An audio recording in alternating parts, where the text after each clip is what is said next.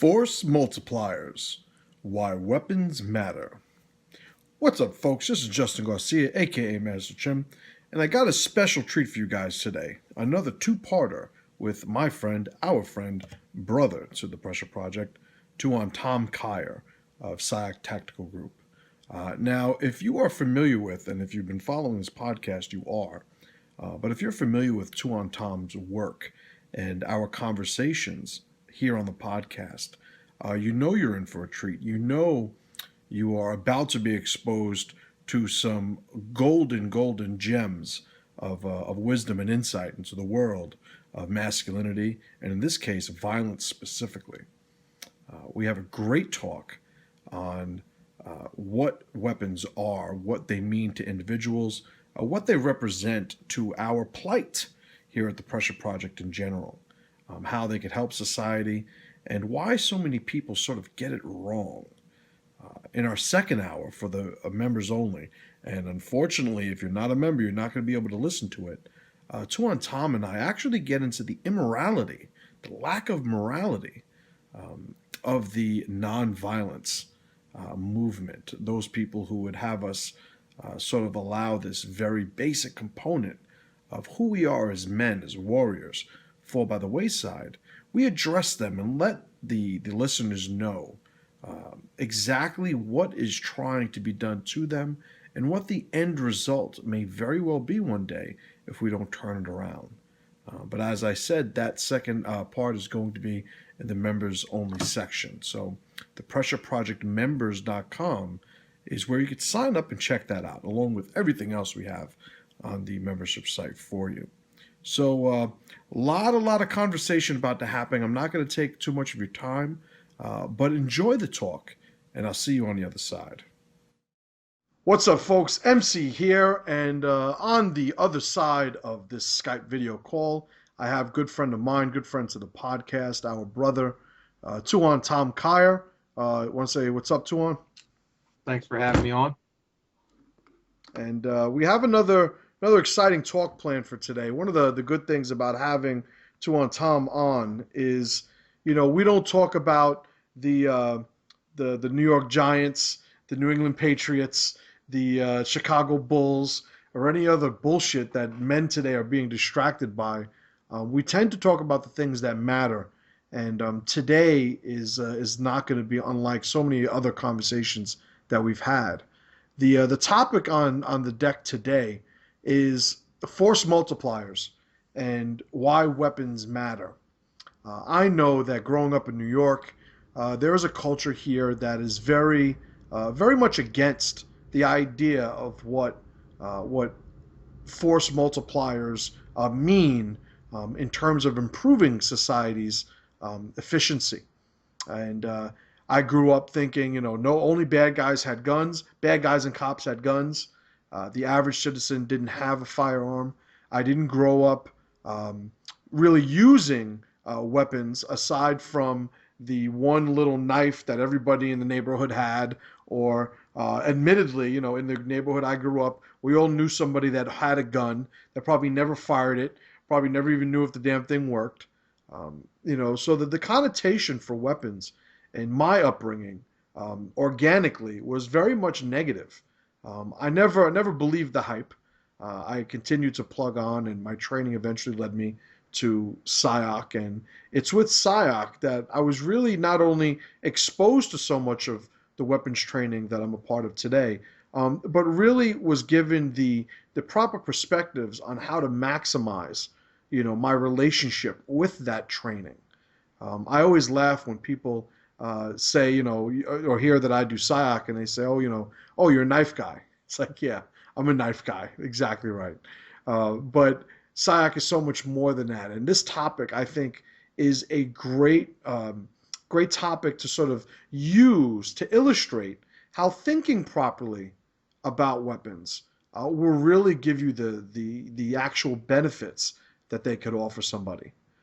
So with that, Tuan, let me know what is first, before we get into any philosophical points, what's your exposure and your experience growing up in PA with weapons? Well, as I grew up, I grew up in the country west of Philadelphia, a couple hours, hour and a half west. And, you know, when I grew up as a young kid, the weapons were, we did a lot of hunting. So hunting was big.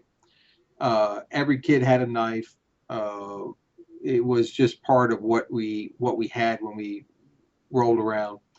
Um, you know, the uh, the idea that every kid had a 22 rifle. You get home from school, you grab your rifle, you go up into the woods.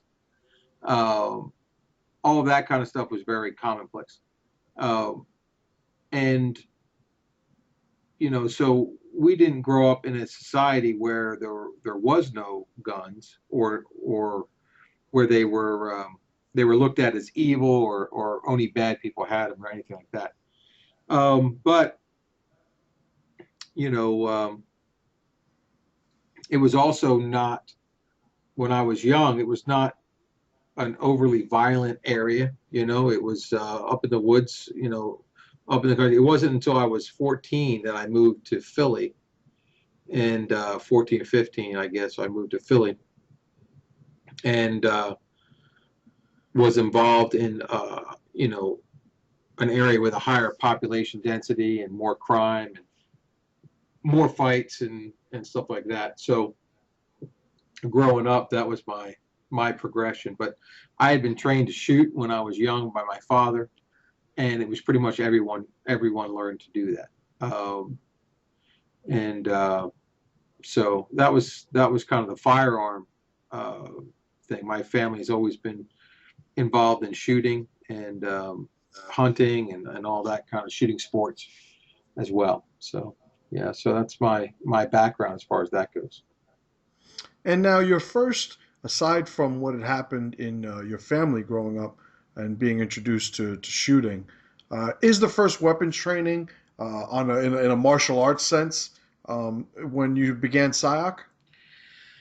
Um, I had done some Filipino arts before I did SIOC, and I had done uh, some Chinese arts, but really, to delve into it seriously, yeah, SIOC was the first serious one, where we really went into the weapons, the design of the weapons, the use of the weapons at a very high level, more scientific level. Um, but before that, it was boxing, wrestling. It was all empty hand art. So, um, and I personally feel that's the way it should be. Uh, Right.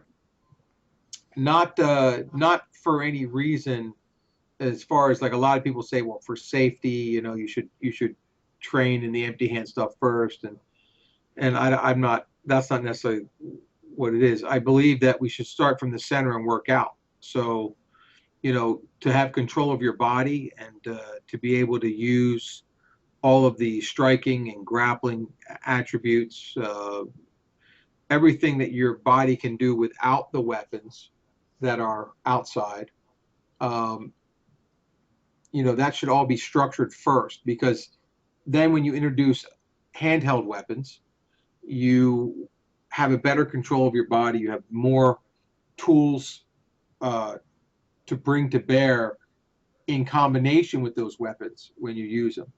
I see people who basically only learn to use guns, or only learn to use um, blades or sticks or something like that, and they fundamentally have something missing when it comes to the use of those weapons. So I think the natural progression should be from the center out. So I think that's the way it should go anyway. But Right. And and I got to say, my experience mirrors that, because I fought my whole life. I own a couple of schools. I'm the MMA jiu-jitsu guy and yada yada yada. But when I got exposed to SIOC and started training with you and Pamana Tuhan and the rest of the brothers. It was really an extension that helped me to better understand what I had already done.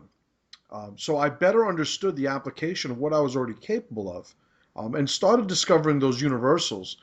And it was a very, very powerful realization in that part of my development as a warrior, finding out where the universals lie in the things that I've always relied upon, and making sure that I understood when they were apparent or prevalent in other areas.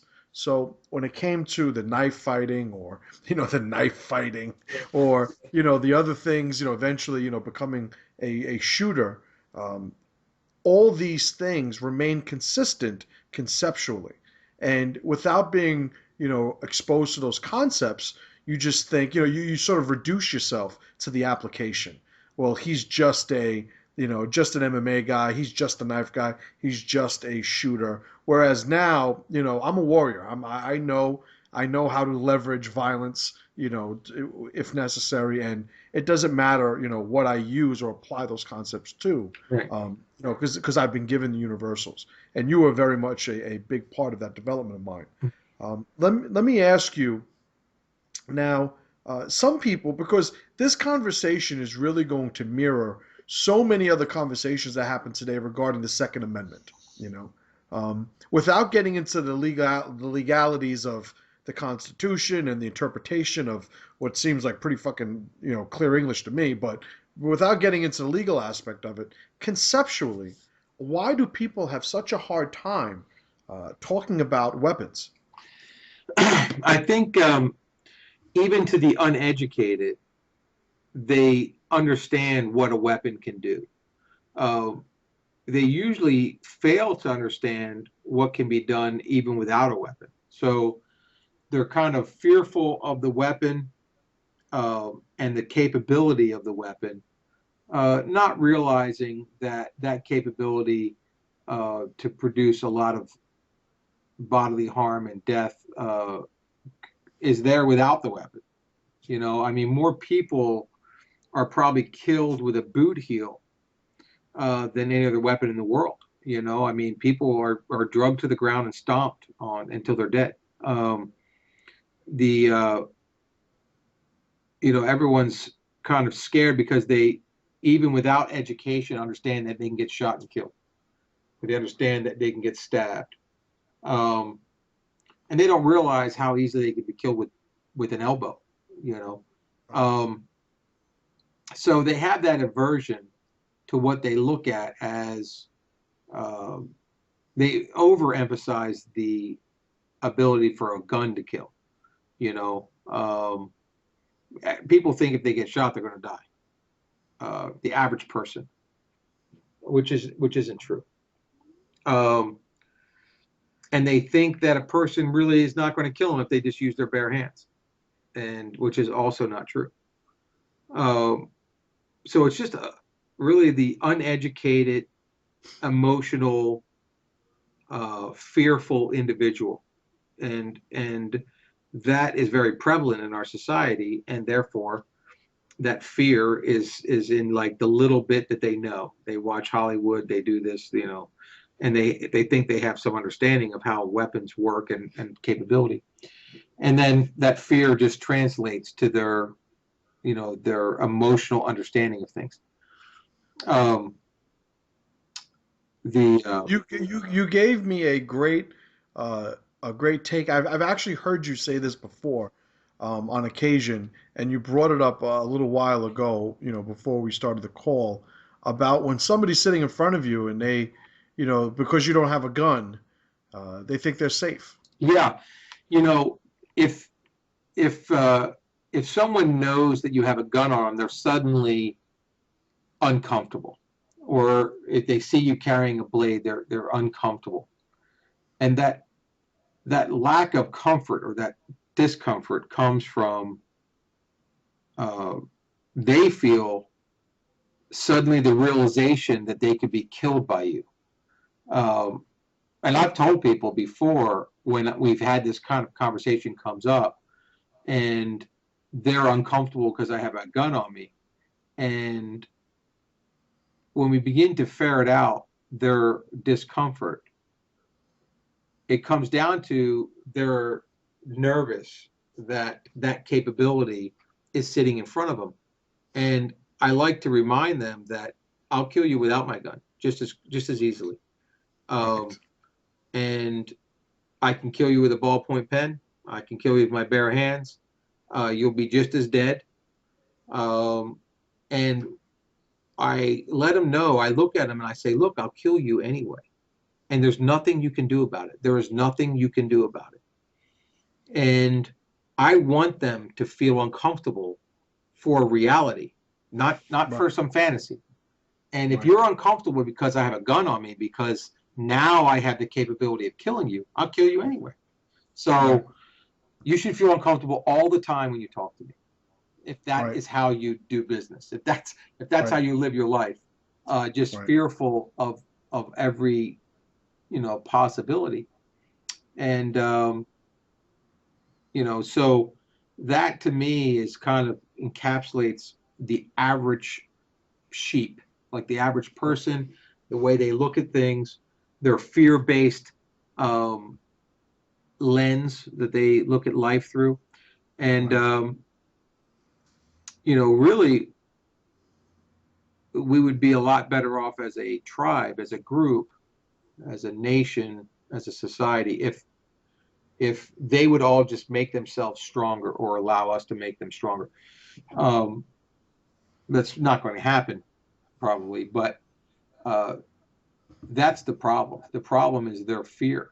Um, and any bit of fear that you have, which is unfounded. In other words, I already have a relationship with this person, and now they're uncomfortable because I have a gun on me. That fear, which should have been there all along. If you're worried about me killing you, then you should have always been worried about it. Because I don't need my gun to kill you. Um, it's really an unfounded fear. It's something that we already have a relationship, and they shouldn't feel that way. Um, but they do. That is just another burden for them. And just like all the fears that they have, just another burden that they carry around with them, scared of the dark, scared of what's going on around them. And they should really get rid of the fears that don't matter or are unfounded. Uh, and they should concentrate more on the things that actually can happen to them, um, and understand the difference. So Right. that's when people see weapons. It's just one of those. It's just one of those fears that in most cases, like that guy could have carried that weapon around forever. Suddenly his shirt blew open and you saw it, and now you feel completely different. Um, I consider everyone to have a gun on. Everyone have weapons on. Right. So I remember uh, I went into a Phillies game, and we were going into like a box seat, like for a company that they get these. Like a luxury box. Yeah. And so I was going with a friend of mine who got, and he was like, "Oh, come to the game." I'm like, "I don't really care about sports, but I'll go hang out with him, talk, shoot the shit, meet these other guys." Um, but I don't go anywhere without my weapons. So I get him into the stadium, past the security and all that kind of stuff. No big deal. And the guy I was going in with mentions to the people we're meeting that we got guns past security. I don't care. I don't think these guys are going to rat us out or anything. But they were very uncomfortable when they found out that I had a gun on me. And Right. they said to me, I remember the surroundings, like we were just standing around in a circle in this fancy box seat up there, and the guy says to me, "You have a gun on you?" And I turned to him and go, "Well, you guys all have guns on, right? Like you guys all have guns, right? I mean, we all have penises, right? So we should all have guns. That's how it works." Uh, of course, I just wanted to make him feel as uncomfortable as possible at that one moment, Right. because to me it was ludicrous that he should be shocked. I should Right. be shocked that they don't have guns on Right. because we're all men. You Right. know, I mean, but that's kind of like that's the society right now. That's the way that's where we're at. So Right. Right. I look at the mindset when it comes to, well, who carries a weapon, who doesn't carry a weapon. And another application or another way to look at it, another thing that plays itself out because of the way things are, is you have people too who not only have the full sense of security, based on the way that you were describing it, where they think that they're safe so long as they don't see a gun. But what I also see is another type of false sense of security where people see and understand, well, I do need to have some sort of relationship with violence. I need to do some training. But they'll do what I call a stage 3 training in the warrior continuum. They'll do some sort of unarmed combat training, and they think that that box is checked. They think, all right, I have violence now. I've done my violence. That's covered. I'm now capable yeah, of handling, any of the action movies that I've seen. Yes, I could be a participant in that storyline now yeah, because I've done my jujitsu training, my boxing training, my whatever yeah. training. Um, what experience, if any, do you have with dealing with people like that, or what would you tell somebody who thinks they're good? Yeah, I think it's a really important topic because it is so prevalent.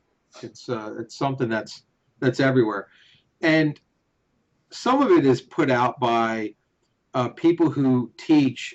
And I'm going to use the term self-defense, which is not a term that I, but it's a common term, so I'm using it in the common sense there, but not because I agree with the term self-defense, but they teach that rather than a sport, uh, fighting or anything like that. So when they say they teach self-defense, what they're trying to imply is that they will prepare people for reality of Right. defending themselves. If you are doing that, here are some of the things that you would have to be teaching: the use of weapons, because weapons are going to be used. You would have to teach for situations that are, um, you are not the actor, but people are acting on you because, um, because of the situation of moving around society not as a criminal. Therefore, the first move will often be made by the criminal. So that would have to be part of your training. And then you would have to have training for multiple people attacking you. Uh, okay, so how many of these schools of self-defense actually cover all of that? Um, most of them will deal with someone acting on you, making the first move, the first overt move, and that's about it. They typically don't teach the use of weapons. They may teach some counters to weapons, as in disarms or something like that, or they are an empty hand kind of, karate-esque type of self-defense program, and that is not going to work well in reality because Right. of multiple people with weapons. Um, the the reality is this: human beings are not looking for a fair fight. That's not part of it. A criminal, looking to attack someone is not looking to make it fair.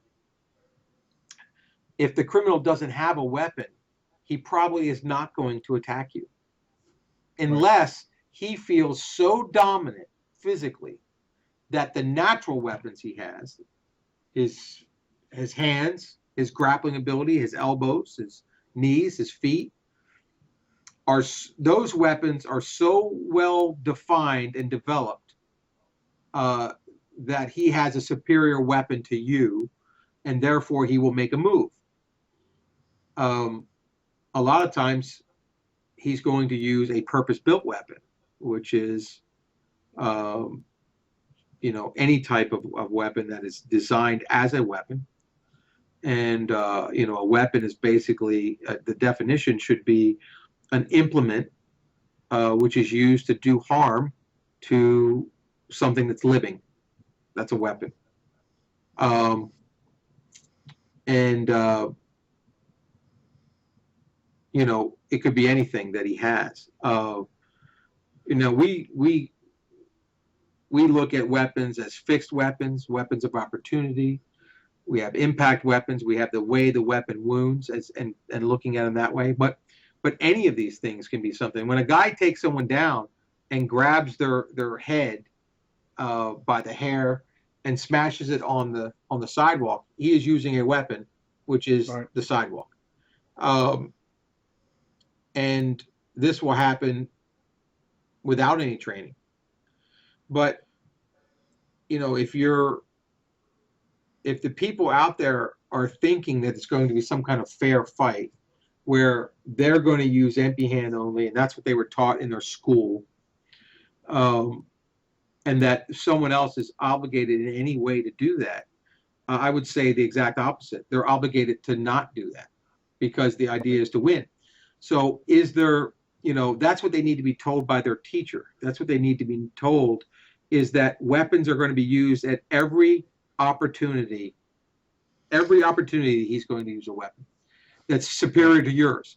His superior Right. weapon may be his elbow, but so if your program is not about going to these other weapons, you have a severe disconnect with reality. That's what I would tell those people. And I would say that the quickest way to become more formidable is to pick up a weapon. Even if you don't know how to use it, you're better off. I mean, you go, you know, hand a 12-inch butcher knife to a determined 9-year-old girl and just tell her, go crazy. Just go crazy and chop the fuck out of somebody. Dangerous. People can get hurt. Seriously. No training whatsoever. Well, you know what? Let's break that down because we say force multiplier. What does that actually mean? Yep. So the ability to do damage more damage in a shorter period of time. You know, that's what we're looking at. We can, it can increase range or control space. It can cover a great space, a distance. It can do more damage, right? So it can multiply the force component. It can exaggerate the space component, and it can do this very quickly. The time component can be exaggerated or used to great effect. So all three of what I term the elements of conflict, force, space, and time, can all be changed with the use of a weapon, and that's really the the significance there, where one man can do the work of more than one man. Typically, a small group of people can do the work of many times their number. Can cover distance, can attack quicker and with more effect. Uh, so it is always, you know, we have another, you know, kind of mantra, which is better position, better weapon. Always be moving to a better position, a better weapon. When you can no longer find out a better position to move to, and you no longer can see a better weapon to have in your hand, then you can stop doing that. But until then, that's what you do. Even if you pull your gun out and you shoot a guy down, if there's a better place for you to be standing, go ahead and move to there. If you can get your gun gassed up and get you know, do a tac mag and get more rounds in it, then go ahead and do that. If you can transition to a rifle, then go ahead and do that. And always transitioning to a better position and a better weapon. Always, always. And it's same thing as empty hand. You know, always a better position, always a better weapon until it's over, until it's not necessary anymore. And so if everyone does that, and everyone will instinctively do that, but if they're trained, they'll do it more effectively. So uh, it's just part of fighting, right? So it's part of fighting effectively. Mm-hmm. And so that's really, how weapons are employed, and the significance of a force multiplier is uh, is along those lines. But You know, good. if I could interject, I know when I've held seminars, to women on them dealing with reality and them dealing with the almost inevitability of some sort of physical conflict at some point in their life. Yeah. And one of the things, and you have a very similar story that I want you to share, or mindset that I want you to share. But one of the things I do is I make sure, if nothing else, they leave an interaction with me on that topic, understanding the difference between fantasy and Yeah. reality. Understanding that you at 115 pounds are not going to be able to kick the drunk 200-pound rapist in the balls hard enough to make him not want to rape you. No. If in fact, if you do that, he's going to rape your dead body. Is probably what he's going to do. Right, He's going to kill you before he rapes you. But right. yeah, I mean, you're a weak 115 pounder. So female 115, 120. Uh, you are significantly weaker than a 115-pound male. Mm-hmm. Um, and understand that, and I've talked to women in these types of situations, this person is not the average man that you're talking about. He is the average violent man, like significantly different than the average man, Right.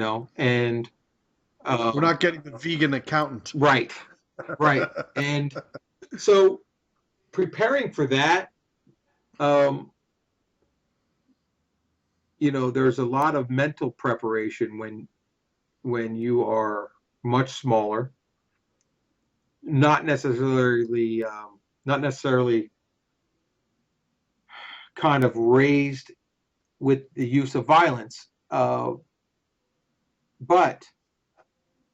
a force multiplier, a weapon, can immediately flip the tables when it comes to that. I mean, really, I know some women who can really shoot. I mean, they can get a pistol out and start burning people down. Mm-hmm. Um, I know some women who can use blades very, very effectively. Um, I know some women who can fight with their hands and are, very capable, but they cannot go toe to toe with a man with any kind of reliability. You know, Right. um, you know, it's like the guy you have to worry about is not the guy you can beat. Yeah, you can beat some men, not the ones that you need to beat. You Right. can beat the ones that you don't need to. Great. Right. Like the guy that you could just walk away from, you could beat those guys. It's the Right. guy that won't let you walk away that you're going to have a hard time beating without a weapon. Right. And you owe it to the people who count on you to carry that weapon. Right. I when I do like battered women, talk to them, and I don't do it that often because they don't like to hear what I have to say. You Right. know, there are no victims. There's only volunteers. Mm-hmm. Everyone in the room, raise your hand if you're a volunteer. You know, but here's the thing. I say to them, are you willing to use a weapon? What is your willingness when it comes to that? And if they say yes, we can continue the conversation.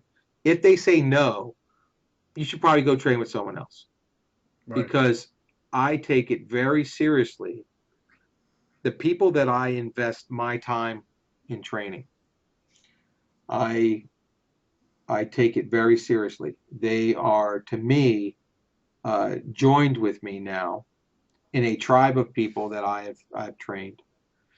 And if something happens to them, uh, I will feel responsible for not doing a better job training them.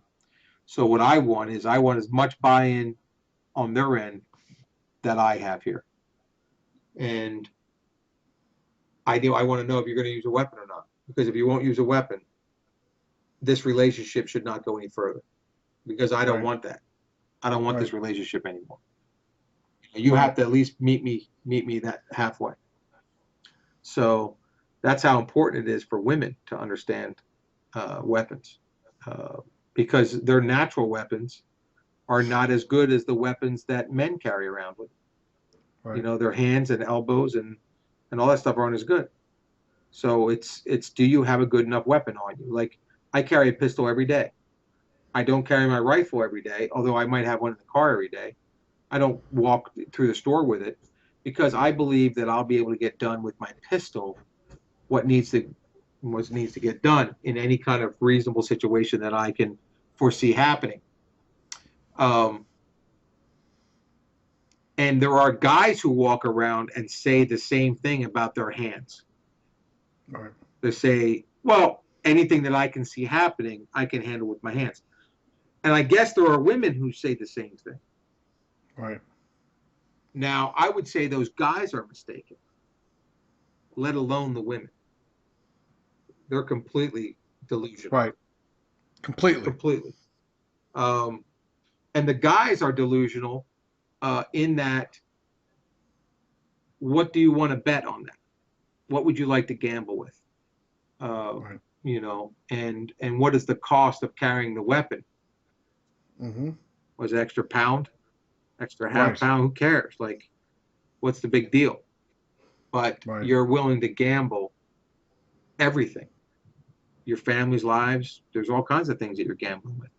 So to me, it's like, you always weigh the cons, the pros and the cons. I when I first started explaining to people why, because being, I'm in New York, I'm dealing with New Yorkers, even guys that, train, like I did in jiu-jitsu, MMA and such.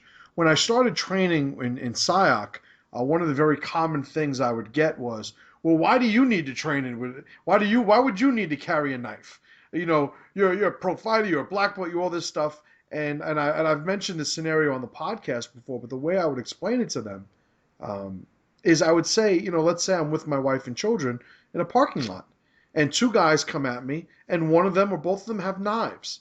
What's the jujitsu move for that? What's the MMA move for that? Right. Like, I'm getting poked, and I may have just murdered my family in the same breath, because I was so arrogant as to think that my unarmed combat, one-on-one unarmed combat expertise was going to solve every violence problem I could face. Right. So it's very very real to me, and a transition that I had to make, some years back, but it was all based on just having a respect for reality, you know. So let me ask you this now. We've we've worked together for some time. I've worked for you actually, through STG and stuff, and we've had the opportunity to deal with some very special people. Yep. And I'm sure over the years you've had to teach people who are very special in a different way. So, Yeah. what is the spectrum of experience you have in terms of people who are willing, who have the willingness, but are lacking some things, or maybe other people have things that those other people don't. So maybe dealing from the civilian to the military guy. What are you seeing that and the reason I'm asking this long fucking drawn out question is, if I'm talking to somebody who is a civilian who is willing, what should he be trying to internalize to begin this process effectively for Yeah. himself? And it gets back to something that we've talked about many times, and really, the philosophy of being ready, or readiness, the readiness formula, um, that really has developed uh, by talking with you and talking with other very competent um, thinkers on violence, and uh, I would transfer just that basic concept first to, say, a civilian, maybe first being introduced to the use of weapons or the possibility of training for that. First, get the concepts solidified, cleared in their mind, so that they realize the significance of using the weapon. I think that you have to look at the legality. You have to look at their sense of morality, and then the reality of just the mathematical understanding of things, just the cold hard facts of survival, and you know, how do you immediately transfer the power that you need in that one moment to dominate a situation? Because it's about feeder and receiver. All right. So if you're starting out as someone who's being preyed upon by someone, and this is typically, like, a lot of times when we're working with some of the military guys that we work with, they're going hunting with their buddies is what they're doing. It's not the other way around. But when you're talking to a civilian, that they're not going out there hunting criminals. They're going about their daily lives, and they become the target of someone who is hunting. Who's hunting, right? Yeah. So right away in the timeline of things, in the balance of things, they are the receiver for that one initial moment of initiation. And what they need to do is become the feeder as quickly as possible. So it's not like the military guys are already feeders and they just want to maintain the feed. But as a civilian, you're talking to a guy, he's starting off as a receiver and he needs to become the feeder. This is a much harder thing to do. And that challenge needs to be understood before we begin the training. And then they take on board the reality of using weapons and the necessity of it. And so I would get them to understand that. And then we talk about the readiness formula. We talk about feeder receiver. Get their mindset correct. Once their mindset is in place, and this happens, it doesn't happen like one and then the next, but we start it, and over time it happens. And the training with the weapons also helps the mindset, because it changes someone when they begin to train with or against weapons. They begin to understand the force, space, and time in a very real way. And they start to think about situations where willingness is something that they need to talk about and think about. And so we get into the readiness formula, we get into the elements of conflict, and these are all things that we've talked about on the podcast before. But now we're really saying, here's how they apply to someone's training when they begin to use weapons, and why they need to have these in place, because their focus or their attention to detail when they're training, it will be there more likely when they understand the reality of things, rather than making it a game or they become more serious about their training. So these are some of the things I would explain to someone. We would talk about the legal pitfalls that are in the local area that you're working in, and they all get weighed in, pros and cons as well. There's a lot of different ways to do this. There's a lot of different ways to get things done. There's a lot of weapons out there. There's fixed weapons, there's hidden weapons, disguised weapons, there's weapons of opportunity, there's purpose-built weapons, there's reduced signature weapons. These categories are out there. Once you understand them and you start to look at what we call the universal weapons criteria, you begin to see everything in your environment as a potential weapon. Mm-hmm. And that's important, because all of it is at your disposal. All of the weapons he has on him are at your disposal. Right. But when you begin to see the world through the lens of a universal weapons criteria, where you begin to process how everything can be used in your environment, and immediately upon seeing it, you recognize the usefulness of it as a weapon.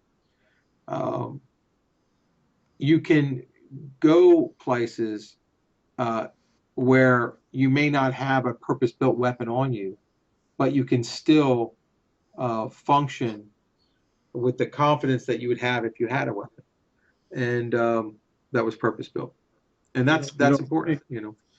And one of the things that's always impressed me is that when we work with guys who have violence as part of their identity, their work even, you see the not only the ease at which they accept, but really flourish creatively when it comes to looking at different things as weapons. It's like they understand all the universals already, and when you start exposing them to different applications, they absorb it, effortlessly. Whereas the average person, and this really ties into what we were talking about much earlier in the talk today. The average person, they need to see what they have defined as a weapon in order to assign that identity to Yes, it. You yes. know, I always talk about, with I've mentioned, in talks with my students, when talking about force multipliers, um, clenching your hand, multiply, into a fist. That is a multiplication of the force of the weapon that is your hand. So it's something that if we sort of don't get in our own way, we very naturally understand. But because we find these sort of pockets of comfort, Mm-hmm. throughout our lives, we get distracted from universals that we've evolved, really having a very close relationship with. So one of the things that's always impressed me has been noticing the difference in people's the ease at which people accept this aspect of their training. Mm, yeah, and I think that's a great, your explanation of, we have as soon as we begin to make a fist, we're improving that weapon, and if you were to put um, a hard knuckled glove on that hand that you just made into a fist, you now have improved that weapon.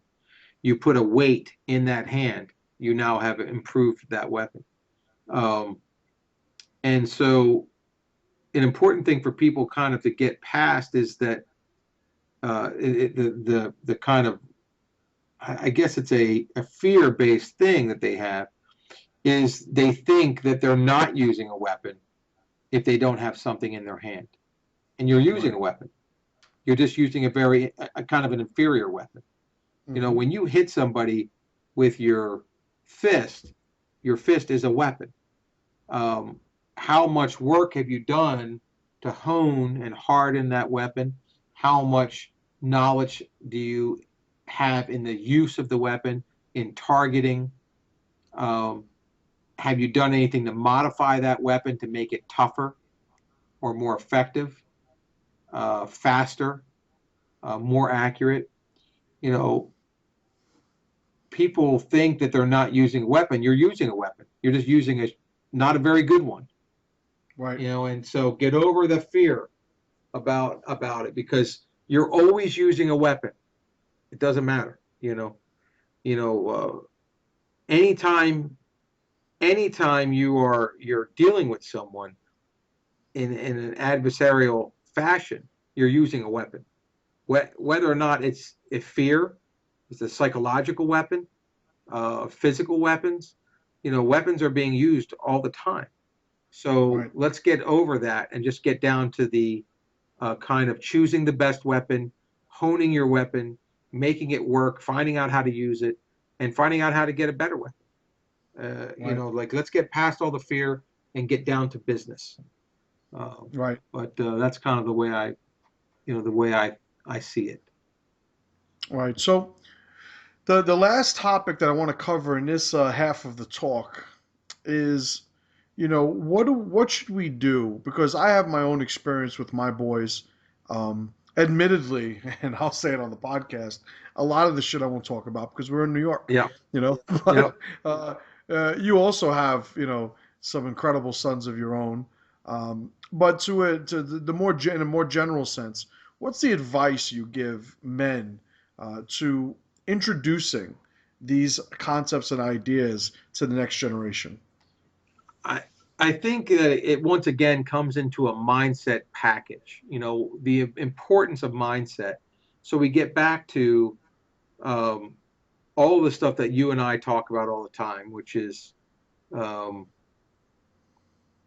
readiness formulas and the loyalty matrix and RPS and all of the different kind of mindset pieces that build the strength of the foundation of our minds so that we can conceptualize the aspects that we need to keep in focus and to stay reality based when it comes to training. But so I want to install them into the kids as quickly as possible, as accurately as possible. And, you know, the understanding of the consequences of using a weapon. Um, one of the weapons that I have certain milestones uh, for when I introduce certain weapons. So take a simple rear naked choke. Um, I don't introduce that technology uh, to my kids. In fact, I know that you introduce it to your kids earlier than I do to mine, because I could see one of my kids not having the experience in jujitsu as your kids do. Right. Locking it in. The environment is important. Yeah, Right. locking it in, not realizing that the guy's unconscious, and just holding it for a minute or 2 minutes. Um, I I know that I introduce probably firearm stuff to my kids earlier than maybe you do with your kids. Once again, they're not exposed every day to it the same way. But Right. so it has to be something that's foundational. And, um, it also has to be looked at a case by case basis with the maturity of the child, and are they grasping. We don't move ahead until you've gotten the last part. So the mindset stuff, I can remember teaching he's now 13. Sam is my 13-year-old, and I was very excited to train him when he was young. So I was my first child, and I was overly excited to train him in the ways of being a man. And I didn't put a lot of the stops in. I didn't have the milestones all worked out. So he was 2 years old, and I have some great footage of him, um, like hitting pads and really, I mean, looking like a crazy skilled 2-year-old, doing blade work, learning about different firearms, and naming the different parts. And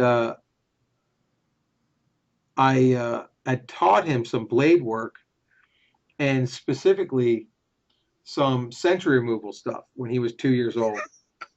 And he got in a fight with his older cousin, and I saw him very distinctly holding a pencil in a reverse grip and starting to stalk. Uh, I recognized the postures behind his cousin. Looking for the subclavian. Yeah, and I immediately realized the error of my ways. Right. And we had the big sit down mindset talk where we need to, and I also stopped that training for him um, until he was older. And so I definitely learned some lessons when I was a new parent, and now I have three boys, and I have milestones in place, but also their personalities. I read their personalities closely and realize how much time it takes to get the skills that we're talking about is not that much, especially for a child. So there's no reason to push it before the maturity level's there, before they understand the difference between life and death, and what it means to kill something, um, something that they need to become. They need to understand all that stuff before we begin to give them the ability to kill. So, all that stuff is stuff that I think about, and of course, I've developed my own kind of milestones for them, and my mindset stuff for them. How am I going to bring them along in the understanding of the various philosophies that you and I and the guys in the group in the tribe um, share? You know, what in what order are those revealed, so that they build on each other? And then my my feeling of from the center out is, you know, they need to develop all of their weapons, the weapons that are part of their body.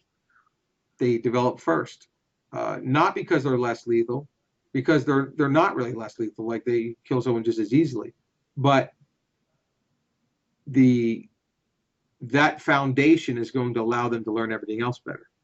That being comfortable in their own skin, being able to move the way they need to move, being able to use a blade or a pistol and um, and punch someone at the same time, um, or use a blade and a pistol at the same time. Like, these progressions that happen in a close quarter combat type setting, you know, all of those fundamentals need to be built, and we have plenty of time to install the right mindset, and then build from the center out with the body, the movement. I'm a big uh, I'm a big proponent of wrestling and grappling, uh, and for controlling your body and understanding how your center of gravity works, and then striking as you're as you develop the ability to do so, developing all of that, and then integrating all of it in a mixed martial art type setting. Like, I think that's all kids should have to go through that. Um, and then once they understand the difference between life and death, and the capability that they will have, you know, uh, the responsibility that happens with the power. Right. So, that needs to be understood before the kids can do it, you know, and also not hiding stuff from them. Like firearms, I don't hide firearms from any of my kids. Um, I think, in fact, all the weapons that we have are open and out, and all my kids understand them, and there's no fascination with any of them. I think that's important. You know, um, there's no playing around with any weapons. There's no live weapons are treated with respect, and and for their capability, and the fact that it makes you more dangerous with less training time, with less time using the weapon. In other words, it's more effective force over time, um, and space, at range. So, when the kids understand that, there's a certain respect that comes with it, and weapons are respected, which is the way they've always been in warrior tribes. I mean, weapons had names. You know, they were almost like members of the tribe. They had their own names, they had their own personalities, they were respected, and they were handed down from father to son. So that's how weapons are treated in my family, and it breeds a very mature centered kind of energy when it comes to uh, the kids being around weapons. Uh, Right. Nothing's taken lightly. It's an honor to be able to train with all of their teachers. You are, of course, one of my children's teacher, and all of the guys in the tribe teach my kids. And so when they use the weapons that they train with their teachers, it's an honor, and that sense of that value is important too, you know. But I see a lot of kids nowadays who, uh, obviously the weapon is a status symbol in a gang type situation or a criminal type thing, but that's because that um, the honor given to the weapon has never been transferred from father to son, Right. or from teacher to student, and that's something I make sure happens with my kids. You know. Right. Well said. With my own boys, I share the journey in that, the priority has been mindset.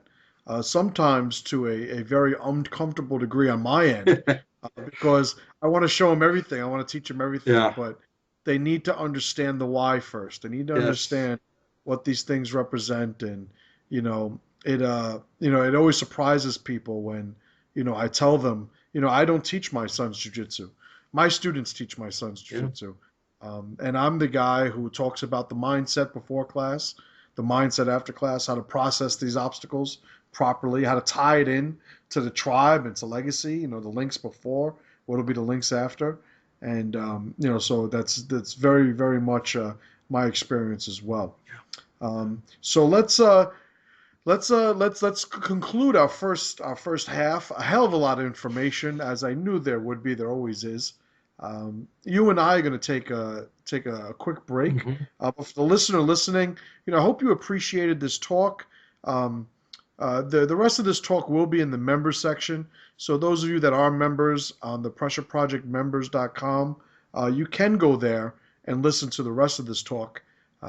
But for those of you who are here for the first hour, I appreciate you guys spending time with us. I hope you got something out of it. There's plenty of stuff to get out of it if you're listening. But I appreciate the support regardless. Any last things you want to tell the public listeners, Tuan, before we sign off? Um, just that, if you, to the people out there, and there's quite a few, that don't really look at weapons seriously as part of their training. If you're looking, if you have anyone that you are required to protect by your own or by someone else's, decree, um, you should be using weapons, and you should be training the use of weapons. And if I can interject quickly, Mhm. why that is what we're going to be talking about in the second That's half. right. That's right. And so if there's anyone that you protect, you need to look at the use of a force multiplier. And if you don't have anyone that you need to protect, you're either a child, maybe you're retarded, or you're a useless adult. So, Right. you could be any one of those too. But, Right. you know, for all of you other people out there that are worthy, start getting into some weapons. All right, sounds good. So, thank you, Tuan, for that great talk on what you covered. For those members, stay tuned. The second hour, we're going to be talking about the immorality of nonviolence, and it'll prove, I think, as valuable, if not more, than this introductory talk about weapons in general. So, thank you guys for listening, and members, I will see you during the second hour.